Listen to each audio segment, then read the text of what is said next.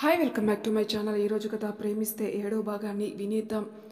సాధ్వి భుజం మీద తల పెడుతున్న ప్రంశు మయాంక్ రాకని చూసి అతని వైపే చూస్తాడు. మయాంక్ అనుని చేతుల్లోకి తీసుకుని ఒకరు విడిచిపెట్టారు, ఒకరు వదిలిపెడుతున్నారు, అందుకే నేను పట్టుకున్నాను అంటూ అక్కడి నుంచి అనుని తీసుకుని వెళ్తూ ఉంటాడు మయాంక్. మయాంక్ మాటకి అర్థం సాధ్వికి క్షణంలో అర్థమై మయాంక్ అంటూ పైకి లేస్తుంది. ఆమె గొంతులో ఆరాటం, చీకట్లో లైట్ వెలుతురులో కనిపిస్తున్న కళ్ళల్లో భయం మయాంక్కి అర్థమవుతుంటే రెక్లెస్గా ఒక చూపు చూసి అక్కడి నుంచి కదులుతాడు. ప్రంశుకి ఆపాలని లేదు, పంపాలని లేదు, అసలు ఎలాంటి భావమో లేదు. తను తీసుకెళ్తున్న మయాంక్ వైపే, వెళ్తున్న అను వైపే చూస్తూ ఉంటాడు. మయాంక్ నేరుగా తన తాతయ్య కట్టించిన ఆసుపత్రికి తీసుకుని వెళ్తాడు. తన తాతయ్య ఆస్తులన్నిటి మీద ప్రంశుతో సమానమైన హక్కులున్నది మయాంకే కాబట్టి అతను నేరుగా ఆసుపత్రికి వెళ్లేసరికి అనుకి వైద్యం చేస్తుంటాడు డాక్టర్లు. విల్సన్కి అను తనది కాదని అర్థమవుతుంటే ఇక్కడికి ఒక్కసారి వచ్చి తల్లిదండ్రులు పోగొట్టుకున్నా, ఇంకోసారి వచ్చి జీవితాన్ని పోగొట్టుకున్నా, ఇప్పుడొచ్చి ఆదిలోని ప్రేమని పోగొట్టుకున్నాను అనుకుంటూ బాధగా నిల్చుంటాడు. ప్రంశు సాధ్వి చేతిని పట్టుకుని రా సాధ్వి వెళ్దాం అంటూ అక్కడి నుంచి కదులుతాడు. సాధ్వికి మయాంక్ కళ్ళల్లో నిర్లక్ష్యం తన ప్రంశుకి తండ్రి అనే పేరుని ఎంత దూరం చేసిందో అర్థమవుతుంటే, నేను ఎందుకు పనికిరానని మా నాన్న అంటుంటే చిన్నప్పుడు ఏడ్చేదాన్ని, కానీ నాన్న అన్నది నిజం, నేను దేనికి ఎవరికి పనికిరాను అనుకుంటూ బాధగా మెట్లు దిగుతుంది. పైన నిల్చున్న అసలు సూత్రధారి దామోదర్ మాత్రం వీళ్ళందరికీ అతీతంగా ఆలోచిస్తుంటాడు. ఆసుపత్రికి తీసుకుని వెళ్ళిన గంటకి మయాంక్ ఎవరి అమ్మాయి అంటూ వస్తాడు సాధ్వి తండ్రి దయానిధి. ప్రంశు కంపెనీలో పనిచేస్తుంది మావయ్య అంటాడు మయాంక్. మయాంక్ మాటకి వాడి దగ్గర పనిచేసేదాన్ని ఎందుకు తీసుకొని వచ్చావు అంటాడు కోపంగా. మావయ్య అంటాడు మయాంక్. మయాంక్ మాట సున్నితంగా రావడం చూసి ఇష్టపడుతున్నావా మయాంక్ అంటూ ప్రశ్నిస్తాడు. అవును అని తలూపి ఆమె చేతిని పట్టుకుంటాడు మయాంక్. దయానిధి అను ముఖం చూసి సాధారణ అమ్మాయి, అందం లేదు, ఆస్తి అంటాడు. నాకు ఉంది, తనకు నువ్వు అత్తయ్య తల్లిదండ్రులు కూడా అవ్వాలి అంటాడు. ఆ మాటకి అంటే అనాథ అంటాడు కోపంగా. మయాంక్ దయానిధి వైపు చూస్తాడు. నువ్వు ఎలా చూసినా నాకు ఇష్టం లేదు.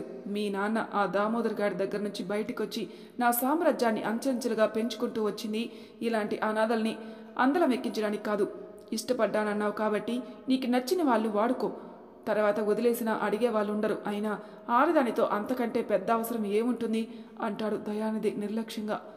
అతని మాటలో నిర్లక్ష్యం చూసి, నీలాంటి వెధవని పెళ్లి చేసుకున్నందుకు అత్తయ్యని చంపేసిన పాపం లేదు, అందుకే ఆ సాధ్వి వాణ్ణి పెళ్లి చేసుకుంది. దానికి నీ దగ్గర మనశ్శాంతి లేదు, వాడి దగ్గర ప్రశాంతతే లేదు.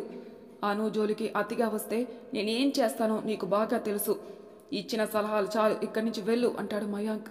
మయాంక్ మాటకి ఆసుపత్రికి ఎంత వేగంగా వచ్చాడో అంత వేగంగా వెళ్ళిపోతాడు దయానిధి. వెళ్ళిన అతన్ని చూస్తూ, సాధ్వి నువ్వు అనుని ప్రంశు పిల్లలకి తల్లిని చేద్దామనుకుంటున్నావు. నేను అలా ఎలా కానిస్తాననుకున్నావు? నువ్వు మా అందరికి మంచిదానివే, కానీ అనుకి నువ్వు మంచిదానివి కాలేవు అనుకుంటాడు మయాంక్. యశోద నిలయం గుమ్మం దగ్గరే పడిగాపులు కాస్తుంటుంది యశోద. ప్రంశు సాధ్వితో పాటు కారు దిగి గుమ్మం దగ్గర ఉన్న యశోదని చూసి అమ్మా అంటాడు కోపంగా. తన గుమ్మం దగ్గర ఉన్నందుకే ఆ కోపమని అర్థమవుతుంటే అను ఎక్కడ సాధ్వి అంటుంది యశోద. సాధ్వికి ఏడుపొచ్చి పరుగున వెళ్ళి అత్తయ్యని హత్తుకుని ఏడుస్తుంది. సాధ్వి నువ్వెందుకు తన కోసం బాధపడుతున్నావు అంటూ వస్తాడు ప్రంశు. ప్రంశు నేను తనని చెల్లిగా భావిస్తున్నా, నాకు బాధపడే హక్కు కూడా లేదంటే చెప్పు, బాధపడను అంటూ అక్కడి నుంచి వెళ్ళిపోతుంది సాధ్వి. సాధ్వి మాటకి ఆమె వెళ్తున్న వైపే కోపంగా చూసి సాధ్వి వెంట గదిలోకి వెళ్తాడు ప్రంశు. మయాంక్ అనుని తీసుకుని వెళ్ళాడు యశోద అంటాడు దామోదర్. దామోదర్ మాటకి అతని వైపు చూసి మన మయాంక అంటుంది. అవును అని తలూపుతాడు దామోదర్. తల్లి లేని వాడిని దయానిధి అన్నయ్య ఏం చేస్తాడని ఇన్ని రోజులు భయపడేదాన్ని, ఇప్పుడు అనుని తీసుకుని వెళ్ళాడంటే ప్రేమిస్తున్నాడా అనుకుంటుంది యశోద. యశోద ఏంటి, ఏం ఆలోచిస్తున్నావు అంటాడు దామోదర్. వాడెందుకు తీసుకుని వెళ్ళాడు, వాడికి మన ఇంట్లో వాళ్ళు పడరుగా అంటుంది యశోద. ఆ అమ్మాయి పడింది అంటూ అక్కడి నుంచి వెళ్తాడు దామోదర్. దేవుడా నువ్వు ఉన్నావయ్యా, ప్రంశు లాంటి మొండి వారిని సాధ్వి మారుస్తుందనుకుంటే తన వల్ల అవ్వలేదు, కనీసం మయాంక్నైనా అను మారిస్తే బాగుండు అనుకుంటుంది యశోద. దామోదర్ యశోదకి పూర్తి వ్యతిరేకంగా ఆలోచిస్తుంటాడు. ప్రంశు గదిలో సాధ్వి నువ్వు తన కోసం ఏడవడం నాకు ఇష్టం లేదు అంటాడు. ఎందుకు ఇష్టం లేదు ప్రంశు, తానేమన్నది నిన్ను? ఆ అమ్మాయి నిన్ను చూడ్డానికి కూడా భయపడుతుంది, ఆ భయమే నాకు నచ్చట్లేదు, నువ్వు ఎందుకు ఏడుస్తున్నావు, కారణం ఏంటి అంటాడు కోపంగా. ప్రంశు మాటకి వస్తున్న దుఃఖం ఆపుకొని, ప్రంశు, నువ్వెందుకు అను మీద కోపంగా ఉన్నావో కారణం చెప్పు. నేనెందుకు ఏడుస్తున్నానో నా కారణం నేను చెప్తాను అంటుంది సాధ్వి. సాధ్వి మాటకి తన దగ్గర సమాధానం ఉండదు. అందుకే మౌనంగా ఉంటాడు.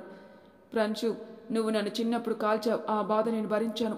నువ్వు తాళి కట్టే సమయంలో నీకు నా మీద ప్రేమ లేదు. నీతో కాపురం చేస్తుంటే అయినా నా మీద ప్రేమ ఉంటుంది అనుకున్నా. వయసు ప్రభావం వల్ల నా మీద కోరిక మాత్రమే వస్తుంది నీకు. నేను ప్రేమించట్లేదని నీకు చెప్పానా సాధ్వి అంటాడు ప్రంశు. సాధ్వి లేచి ప్రంశు దగ్గరికి వెళ్ళి అతని ముఖం దోసిట్లోకి తీసుకుంటుంది. ప్రంశు ముఖం పక్కకి తిప్పి, నాకిష్టం లేదు, తర్వాత చూద్దాం అంటాడు. అతని మాటకి విరక్తిగా ముఖం పక్కకి తిప్పి, నాకు ఇష్టం లేదు ప్రంశు నువ్విలా ఉండడం, ముఖ్యంగా నన్ను ప్రేమించడానికి ప్రయత్నించడం నాకిష్టం లేదు. నేనేమీ తప్పు చేశాను ప్రంశు. ఆడపిల్లగా పుట్టడమే నేను చేసిన తప్ప. నేను ఆడపిల్లగా పుట్టిన కారణంగా మా నాన్నకి ప్రేమ లేదు.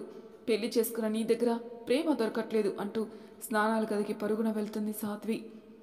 ప్రంశు తల పట్టుకుని కూర్చుని 2 కళ్ళని గట్టిగా మూసుకుంటాడు. తనకి మయాంక్ చేతిలో ఉన్న అను కళ్ళు ముందు కనిపిస్తుంటే కళ్ళు తెరిచి సాధ్వి కోసం స్నానాల గది దగ్గరికి వెళ్ళి డోర్ కొడతాడు.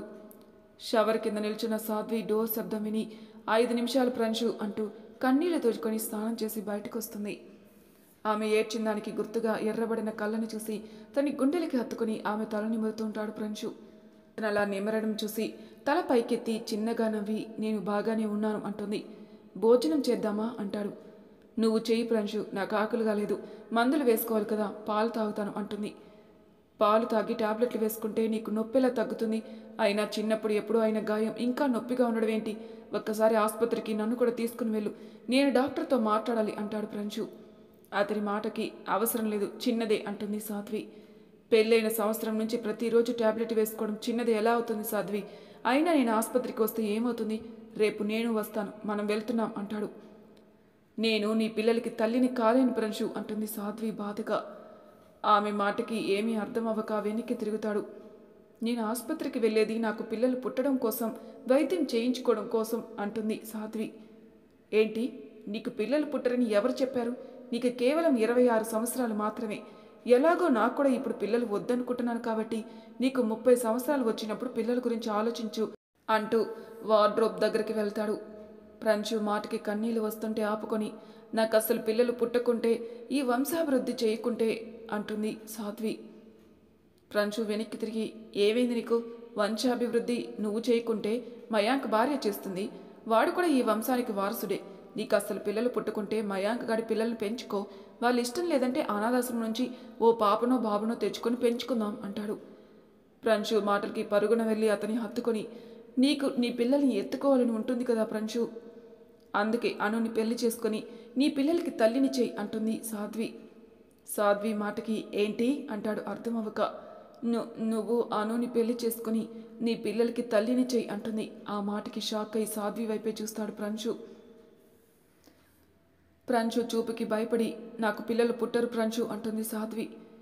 నీకు పిల్లలు పుట్టకుంటే నాకు పిల్లలు వద్దు అనుకుంటున్నానుగా, ఆ అమ్మాయిని పెళ్లి చేసుకోవడం ఏంటి అంటాడు ప్రంశు కోపంగా. అతని కోపం భయాన్ని ఇస్తుంటే సాధ్వి గుటకలు మింగుతుంది. ఆమె అంతలా భయపడ్డం చూసి, కొంపదీసి అనుని పిల్లల కోసమే ఇక్కడికి తీసుకొచ్చావా అంటాడు. ప్రంశు మాటకి తన దగ్గర సమాధానం లేక భయంగా నిశ్శబ్దంగా ఉంటుంది సాధ్వి. సాధ్వి, నిజం చెప్పు అంటాడు. అవును, తను నాకు చాలా సంవత్సరాలుగా తెలుసు. వాళ్ళ మేడం దగ్గరికి వెళ్ళి ఆశ్రమంకి కావాల్సినంత డబ్బు ఇచ్చి ప్రతి సంవత్సరం మన దగ్గర నుంచి డబ్బు వాళ్ళకి ఇస్తానని చెప్పాను అంటుంది. నీ స్వార్థం చూసుకున్నావా అంటాడు ప్రంశు. ప్రంశు మాటకి సమాధానం లేక తలదించుకుంటుంది. అదే అయితే ఆ ఆలోచన మానుకో సాధ్వి. నువ్వంటే నాకు ప్రేమ లేదన్నది నిజమే, కానీ ఇష్టం లేదని నేను చెప్పట్లేదు. ఇష్టం లేని అమ్మాయితో కాపురం చేసేంత మూర్ఖుని కాదు నేను. నీ ఒంటి మీద చెయ్యేశానంటే నిన్ను భారీగా అంగీకరించారని అర్థం అంటాడు ప్రంశు. నాలాని అనుని కూడా ఇష్టపడు ప్రంశు అంటుంది సాధ్వి. ఎలా ఇష్టపడాలి? నా భార్యగా, నా పిల్లలకి తల్లిగా అయితే నేను ఇష్టపడడం జరగని పని. ఎందుకో తెలీదు, నాకు ఆ అమ్మాయి నచ్చట్లేదు. నేను నా శత్రువుని చంపడానికి క్షణం ఆలోచిస్తాను. అలాంటిది ఆ అమ్మాయిని కొట్టేటప్పుడు ఆ క్షణం కూడా ఆలోచించట్లేదు. తను మయాంక్ దగ్గరికి వెళ్ళింది. తనకి నచ్చితే ఉద్యోగం చేస్తుంది, లేదంటే మానేసి తన ఊరు వెళ్తుంది. మధ్యలో నువ్వు కలుగు చేసుకోకు అంటూ సాధ్యమైనంత నిదానంగా చెప్పి అక్కడి నుంచి బయటికి వెళ్తాడు ప్రంశు. ప్రంశు కూడా పిల్లలు వద్దంటున్నాడు. నేను అనుని ఇక్కడికి రప్పించి తప్పు చేశానా? ముందు ప్రంశుతో మాట్లాడి ఉంటే బాగుండేది. నేను ఏదేదో ఊహించుకొని అనుని ప్రంశు కొట్టేలా చేశాను. రేపు వెళ్ళి అనుని కలిసి క్షమాపణ అడగాలి అనుకుంటుంది సాధ్వి. మయాంక్ డాక్టర్ వైపు చూసి ఇంకా ఎందుకు మెలకువ రావట్లేదు అంటాడు. తను ఉదయం నుంచి ఏమీ తినలేదనుకుంటాను సార్, అందుకే మూర్చిపోయినట్టుగా ఉన్నారు. ఫ్లూయిడ్స్ ఎక్కిస్తున్నాం కదా, రేపు ఉదయం వరకు మెలకువ వస్తుంది అంటాడు. డాక్టర్, సరే నేను చూసుకుంటాను, మీరెళ్ళి పడుకోండి అంటాడు మయాంక్. పర్లేదు సార్, మాకు రాత్రి సమయంలో పని చేయడం అలవాటే, మీరే చికాగ్గా ఉన్నారు, కాసేపు విశ్రాంతి తీసుకోండి అంటాడు డాక్టర్. డాక్టర్ చెప్పకున్నా తనకు చికాకు వల్ల తలనొప్పిగా ఉంటుంది. నేను వేరే గదిలో కాసేపు పడుకుంటాను, మీరు తను చూస్తూ ఉండండి, ఏదైనా అవసరమైతే బయట నా మనుషులకి చెప్పండి అంటూ అనుని ఒక్కసారి చూసి అక్కడి నుంచి వెళ్తాడు మయాంక్. మయాంక్ అటు వెళ్ళిన అరగంటకి ఆ ఆసుపత్రి ముందు వచ్చి ఆగుతుంది ప్రంశు కార్. చుట్టూ చీకట్లు, లోపలికి వెళ్ళాలా వద్దా అనే సమయం ఎటూ తేల్చుకోలేక సీటు వెనక్కి తలవాల్చి యశోద ఆసుపత్రి, తన ముత్తాత భార్య, తన అమ్మ పేరు ఉన్న బిల్డింగ్ వైపు చూస్తూ ఉంటాడు. ప్రంశు కారు ఆగడం చూసి అతని వెనకే వచ్చిన బాడీగార్డ్స్ కారు దిగి ప్రంశు కారు చుట్టూ నిల్చుంటారు. అనుని, నీ భార్యని, నీ పిల్లలకి తల్లిని చేయి అన్న సాధ్వి మాటలు పదే పదే వినిపిస్తుంటే తానెందుకు ఆసుపత్రి ముందుకు వచ్చాడో అర్థమవక సీటు వెనక తలవాల్చి కళ్ళు మూసుకుంటాడు ప్రంశు. అతడు మూసిన కనురెప్పల మాటను ఎన్నడూ లేనిదే పదే పదే అనురూపం కనిపిస్తూ ఉంటే ఈసారి వెంటనే కళ్ళు తెరవకుండా అలానే నిద్రలోకి జారుకుంటాడు. అది బుల్లెట్ ప్రూఫ్ కారు అవ్వడం వల్ల ప్రంశు నుంచి దూరంగా జరిగి ఎక్కడి వారు అక్కడ ఆసుపత్రి ముందున్న బల్లల మీద కూర్చుంటారు బాడీగార్డ్స్. తెల్లవారుతుండగా నిదానంగా కళ్ళు తెరిచి చుట్టూ చూస్తుంది అను. తను ఉన్న పరిస్థితిని బట్టి అది ఆసుపత్రి అని తెలుసుకోవడానికి తనకి ఎక్కువ సమయం పట్టదు. డాక్టర్ కూడా అంతసేపు మెలకువతో ఉండి అప్పుడే నిద్ర పట్టడం వల్ల కుర్చీలో తలవాల్చి నిద్రపోతూ ఉంటాడు. అను డాక్టర్ వైపు ఒకసారి చూసి కష్టంగా మంచం దిగి బయటకు వస్తుంది. బయట మయాంక్ మనుషులు చాలామంది మేలుకొని ఉండడం చూసి చుట్టూ చూస్తూ ప్రంశు సార్ మనుషులా అనుకుంటూ పక్కనే ఉన్న అక్కడి నుంచి బయటకు వస్తుంది. తనని చూసిన గార్డుల్లో ఒక అతను అను ఆసుపత్రి గుమ్మం దగ్గరికి వెళ్ళడం చూసి, మేడం అటుగా వెళ్తున్నారే అంటూ వెనకాడి వెళ్తాడు. అప్పుడే మయాంక్ కూడా బయటకు వచ్చి అను వెళ్ళడం చూస్తూ అను అంటూ ఆమె వెనకే వెళ్తాడు. తన పేరు కొత్త గొంతు నుంచి పరిచయం ఉన్నట్టుగా రావడం చూసి ఎవరు అన్నట్టు వెనక్కి తిరుగుతుంది అను. అను పేరు విని ప్రంశు కూడా నిద్ర మేల్కొని ఈ అమ్మాయి కోసం రాత్రంతా ఇక్కడే ఉన్నానా అనుకుంటాడు. తన దగ్గరికి వచ్చిన మయాంక్ వైపు చూసి, నేను మీకు తెలుసా అని అడుగుతుంది. మయాంక్ తెలుసు అన్నట్టు తలూపుతాడు. నాకు మీరు గుర్తుకు రావట్లేదు, నన్ను రైల్వే స్టేషన్ దగ్గర దించుతారా అంటుంది అను. ఎందుకు అంటాడు మయాంక్. నేను ఊరు వెళ్ళాలి అంటూ మయాంక్ ముఖం చూస్తుంది. ఏ ఊరు అను? ఆశ్రమానికా అంటాడు. ఆశ్రమానికా? ఇప్పుడు అది నాది కాదు, ఇప్పుడు నేను ఒంటరి పక్షిని అనుకుంటుంది. అను అంటాడు మయాంక్. పక్కన వేరే ఊరు వెళ్తానండి, నాకు ఎవ్వరూ లేరు, నేను హాస్టల్ చూసుకొని అక్కడే ఉంటాను అంటూ దగ్గరికి వచ్చిన మనుషులను చూసి భయంగా వెనక్కి అడుగులు వేస్తుంది. తన మనుషులను చూసి భయపడుతుందని ఆగమని చేత్తో సైగ చేస్తాడు మయాంక్. వాళ్ళు ఆగేసరికి మయాంక్ వైపు చూస్తున్నాను. వాళ్ళు నా మనుషులను అంటాడు మయాంక్. అనుకి అలా గుంపుల్లో తిరిగే వాళ్ళంతా చంపుకోవటాలు చేస్తారని అర్థమవుతుంటే అక్కడి నుంచి వెళ్ళడానికి చూస్తుంది. నువ్వొక్కదానివే ఇబ్బంది పడడం ఎందుకను, మా ఇంటికి రా, నేను చూసుకుంటాను అంటాడు. అతడి మాటలు అర్థం అవ్వక అతన్ని చూస్తూ సార్ అంటుంది. తప్పుగా అనుకోకు, మా ఇంట్లో అత్తయ్య, మామయ్య, నాన్న, నేను, నా మనుషులు ఉంటాం. నువ్వు హాస్టల్లో ఉండేదేదో మా ఇంట్లో ఉండు, నీకు సెక్యూరిటీ ఉంటుంది అంటాడు. మయాంక్ మాటకి నవ్వుస్తుంటే మీలాంటి వారింట్లో నాలాంటి వారికి ప్రాణ భయం తప్ప ఇంకేం ఉండదని ఒకసారి నా విశ్వాసం తప్పయింది, ఏమీ అనుకోకండి, నేను హాస్టల్కి వెళ్తాను అంటూ అక్కడి నుంచి వెళ్తుంది. తను నేలను చూస్తూ వెళ్ళడం చూసి మయాంక్ ఆమె వైపే చూస్తూ ఉంటాడు. ప్రంశు అనుని తన్ని దాటడం చూసి అను అని పిలవాలి అనుకున్న మాటలు బయటికి రాక అలానే చూస్తూ ఉంటాడు. అతడి మనసులో దాచిన పిలుపు ఆమెకి వినిపించి నడిచేది ఆగి ప్రంశు వైపు చూస్తుంది. అతిగా మాట్లాడకుండా కారు ఎక్కు అని మాత్రమే అని చేతులు కట్టుకుని నిల్చుంటాడు ప్రంశు. ప్రంశుని చూసినప్పటి నుంచి చాలా వేగంగా కొట్టుకుంటున్న గుండెని చేతిలో పట్టుకుని ప్రంశు కారు చుట్టూ నిల్చున్న బాడీగార్డ్స్ వైపు ఒక్కసారి చూసి గుటుకలు మింగుతూ ఉంటుంది అను. ప్రంశు గార్డు వైపు చూడగానే అతను కారు డోర్ తీస్తాడు. మయాంక్ అప్పటికే కోపంగా అను దగ్గరకు వచ్చి అను నాతో రా వెళ్దాం అంటాడు. అను మయాంక్ ఎవరో తెలియక విచిత్రంగా చూస్తూ ప్రంశు వైపు భయంగా చూస్తూ సార్ మీరెవరో నాకు తెలీదు, నాకు తెలియని వ్యక్తుల వెంట వెళ్ళి ఒక్కసారి దెబ్బతిన్నాను, మళ్ళీ దెబ్బతినడం నాకు ఇష్టం లేదు, నేను వెళ్తున్నాను, తప్పుగా అనుకోకండి అంటూ భయపడుతూనే చెప్పాల్సింది చెప్పి అక్కడి నుంచి కదులుతుంది. ఆమె కొంచెం దూరం వెళ్ళగానే ఏయ్ పోరి నువ్వేంది ఏడా అంటూ వస్తాడో కుర్రాడు. అతన్ని చూసి రోడ్డు మీద కొట్టిన వ్యక్తిని గుర్తుపట్టి మీరేంటి ఇక్కడ అంటుంది. మీరా ఏంది, మనకు అంత మర్యాద ఇస్తే చచ్చిపోతాను కానీ ఏదో ఒక వరసను చూసుకొని మనకి అదే ఇష్టం అంటాడు అతను. అతని మాటకి నవ్వుతూ అన్నయ్య అంటుంది.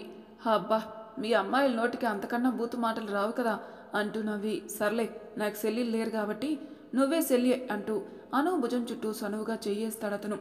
అతడు చెయ్యేసేసరికి తనకి తెలియకుండానే ప్రంశు దవడ కండరాలన్నీ బిగుసుకుపోతాయి. అను అతను అలా చెయ్యేసేసరికి భయంతో వెనక్కి వెళ్ళి తనని చూస్తున్న ప్రంశు పక్కన నిల్చుంటుంది. మయాంక్ ప్రంశు పక్కన నిల్చున్న అనుని కోపంగా బాధగా ఎందుకు వెళ్ళిందో అర్థమవ్వక విచిత్రంగా చూస్తుంటాడు. ఆ అబ్బాయి ప్రంశుని చూడగానే నమస్తే అన్నా అంటాడు. ప్రంశు కళ్ళతోటే దగ్గరికి రమ్మని పిలిచి ఎక్కడ నీది అంటాడు. మీ ఇంటికి దగ్గరలోని అన్నా, ఆ బస్తీ ఉంటుంది కదా అదే మాది, నేను అక్కడే ఉంటాను అంటాడు. నీ పేరేంటి అంటాడు ప్రంశు. కాళిదాస్ అన్నా. మనము కాళీనే, పేరు కాళీనే అని కాళీ తీసేసి దాస్ అని పిలుచుకుంటాను అంటాడు. ఖాళీగా ఉంటే పనేమీ లేదా, నీకు చేయటం ఇష్టం లేదా అంటాడు ప్రంశు. ప్రంశు మాటకి నవ్వుతూ నాకు పని చేయడం ఎందుకు ఇష్టం ఉండదన్నా, నేను చదివింది 10, నాకు ఉద్యోగం ఎవరు ఇవ్వట్లేదు, పనేమి చేయకంటే మా అమ్మ నాన్న ఇంట్లోకి రానివ్వట్లేదు, చిన్న చిన్న రౌడీ సీటర్ల ఖర్చులు మందు ఇస్తే ఎవరినో ఒకరిని కొట్టి వచ్చిన డబ్బుని ఆ దెబ్బలకి మందులు కొనడానికి సరిపోతున్నాయి అంటాడు కాళీ. కాళీ వైపు ఒక్కసారిగా చూసి సరే కాళీ, ఈ రోజు నుంచి నా దగ్గర గార్డుగా పని చేస్తావా అంటాడు. పిలిచి పిల్లనిచ్చినట్టు ఉద్యోగం ఇస్తానంటే వద్దంటానా అన్నా అంటాడు కాళీ సంబరంగా. అతడి సంబరం చూసి సరే ఇప్పుడు ఖాళీగానే ఉన్నావుగా, ఇప్పటి నుంచి వచ్చి చేరు అంటాడు. తన చుట్టూ బ్లాక్ సూట్ బాడీ గార్డ్స్ని చూసి అన్నో అలాంటి బట్టలు అయితే నేను ఎయ్యా అంటాడు. అను వీళ్ళు మాట్లాడుకుంటూ ఉంటే అక్కడి నుంచి వెళ్ళాలని చూస్తుంది. నీకు నచ్చినవి వేసుకో అంటూ చెప్పి అను వైపు చూసి సంవత్సరం అగ్రిమెంట్ మీద సంతకం చేసి మధ్యలో వెళ్తే తిరిగి మాకు డబ్బులు ఇవ్వాలని తెలీదా అంటూ ప్రశ్నిస్తాడు ప్రంశు. అతడి ప్రశ్నకి సమాధానం లేక తల నేలకు వేసి నేను హాస్టల్లో ఉంటాను సార్ అంటుంది. ఆ డబ్బులు నేను కడతానను, నాతో వచ్చేయి అంటాడు మయాంక్. తన డబ్బులతో పాటు సంవత్సరం మేము చెప్పినట్టు ఉద్యోగం చేయాలి, నువ్వు చేస్తావా అంటాడు ప్రంశు. మయాంక్ ప్రంశు మాటకి వైపు మింగేసేలా చూడడం చూసి అంటే వీరిద్దరికి గొడవలున్నాయా అనుకుని మయాంక్ వైపే చూస్తుంది అను. అను చూపులను చూసిన కాళిదాస్ చెల్లె నువ్వు కంగారు పడకు, మంచి హాస్టల్ నేను చూస్తాను అంటాడు. ప్రంశు కారు ఎక్కేవాడు ఆగి తను నా భార్యకి చెల్లి అయితే నువ్వు నన్ను అన్నారనడమేంటి సారను అనబోతుంటే హో చెల్లి నీ మరదల బావా అంటాడు కాళీ. ఆ మాటకి అప్పటికే భయంలో ఉన్న అను కళ్ళు, అప్పటికే కోపంగా ఉన్న మయాంక్ కళ్ళు, ఏదో వింతగా ఉన్న పిలుపుకి ప్రంశు కళ్ళు కాళిదాస్ మీదకి మల్లుతాయి. మరి తర్వాయి భాగంలో ఏం జరుగుతుందో నెక్స్ట్ ఎపిసోడ్లో తెలుసుకుందాం. అంతవరకు నా ఛానల్ సబ్స్క్రైబ్ చేయని వాళ్ళు ప్లీజ్ సబ్స్క్రైబ్ చేసుకోండి, లైక్ చేసి షేర్ చేయండి, మీ అభిప్రాయాలు నాకు కామెంట్ రూపంలో తెలియజేయండి. Thank you for listening.